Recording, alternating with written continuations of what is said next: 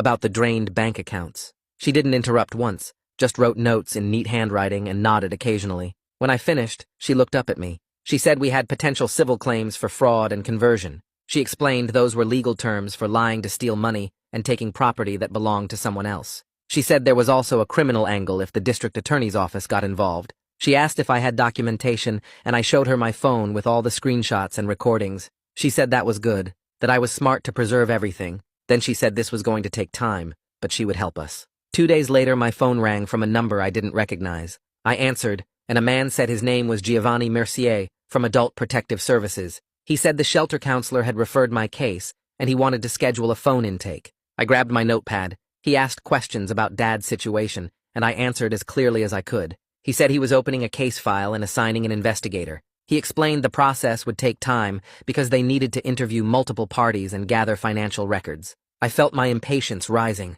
I wanted answers now. I wanted Mom and Mark punished now, but Giovanni's voice was calm and steady, and he said thorough investigation was better than quick dismissal. I knew he was right, even though it frustrated me. He said someone would call within a week to schedule interviews, and I should keep documenting everything. The next call came from the bank. A woman named Agatha Riggs from the fraud department. She said she'd received my initial report and was creating a case file. Then she started listing documents they would need. A police report, proof of my identity, evidence the account was set up for my benefit, statements from anyone who could verify my parents' access wasn't authorized. I wrote everything down, but each requirement felt like another mountain to climb. I didn't have some of these things. I didn't know how to get others. Agatha must have sensed my stress because she said to take it one step at a time. She said to get what I could and call her back. She gave me her direct number and said she was assigned to my case specifically. That afternoon, Ricardo Bruno from the VA called. He said he was a social worker, and he wanted to schedule a consultation about housing assistance and caregiver programs.